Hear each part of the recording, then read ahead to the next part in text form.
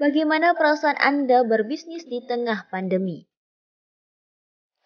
Rasanya tuh pertama memang mengawali itu susah banget ya, karena memang sesuatu yang diawali dengan yang belum ada backgroundnya itu emang sulit banget. Tapi karena ini mau nggak mau ya kita bekerja di salah satu perusahaan memang sudah diberhentikan atau memang sudah tidak dilanjutkan lagi. Jadi kita mau nggak mau harus tetap berusaha untuk fight ya, untuk tetap survive. Gimana caranya biar kita bisa menjalani hidup ini bisa menghasilkan sesuatu dan bisa menghidupi kebutuhan sehari-hari beserta anak-anak kita, karena kan kebutuhan sehari-hari itu yang pasti yang paling utama dan harus kita cukupi.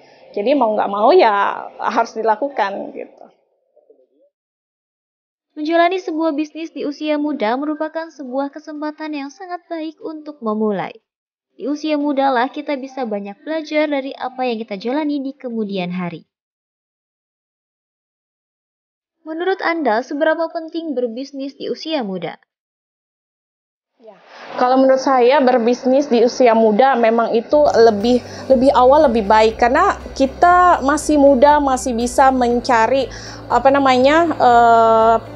inovasi ataupun ide. Misalkan ini kita mau jualan apa lagi ya, masih sehat, mumpung kita masih punya waktu, punya tenaga untuk mencari rezeki, kenapa kita tidak gunakan sedini mungkin kalau bagi saya terlalu tua ya, tapi daripada sama sekali enggak gitu. Jadi ya mungkin ya itu lebih baik diawali dari sejak dini, dari usia muda gitu. Menanamkan pola pikir tidak mencari keuntungan terlebih dahulu merupakan salah satu cara yang tepat untuk memulai sebuah bisnis. Lantas, pola pikir apa yang harus diubah oleh kaum muda untuk memulai berbisnis? Yang harus diubah adalah kita jangan berpikir profit dulu. Kita jangan berpikir untung dulu, karena sesuatu yang difikirkan dengan keuntungan akan terjadi kebalikannya.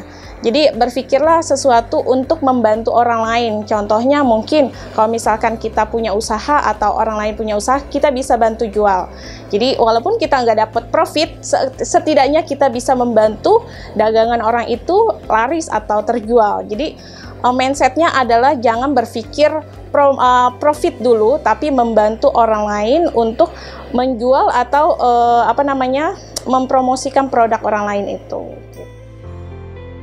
Minim latar belakang di dunia bisnis tidak membuat Maimunah jenuh. Ia justru menemukan keasikan dalam dunia bisnis yang ia jalani. Apa asiknya berbisnis untuk Anda? Banyak banget ya. Kalau semenjak saya merintis bisnis ini banyak banget.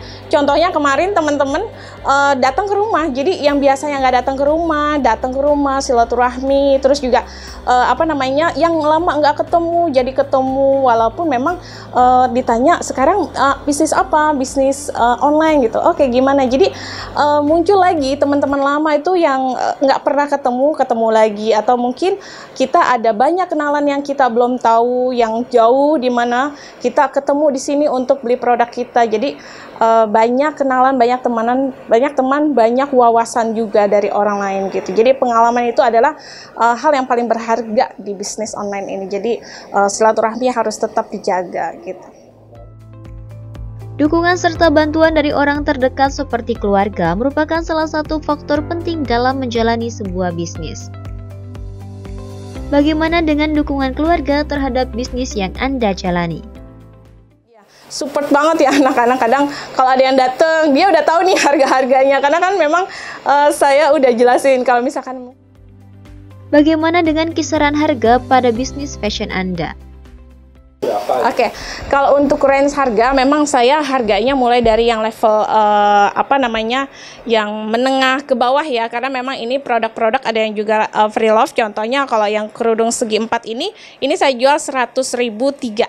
Jadi ini boleh pilih warna campur semuanya 100.000 3 piece. Jadi bisa pilih aja. Nah, kalau misalkan yang di belakang ini ada yang 50.000 satu gamis. Satu gamis ini 50.000, contohnya udah kerudungnya, hijabnya. gitu. Jadi kalau misalkan mau beli atasan tunik juga ada yang 103. Jadi ini barangnya kualitasnya masih bagus dan harganya pun murah, terjangkau, sangat terjangkau gitu. Dalam menjalani sebuah bisnis tidak harus memiliki sejumlah uang sebagai modal. Banyak cara bisa dilakukan dengan modal 0 rupiah untuk menjalani sebuah bisnis di era milenial saat ini. Berapa modal awal yang Anda keluarkan? Modalnya itu saya modalnya 0 ya, karena kan itu dropship ya. Pertama memang nggak punya modal karena sambil bekerja. Nah, berjalannya waktu, bekerja juga sudah diresainkan atau dirumahkan.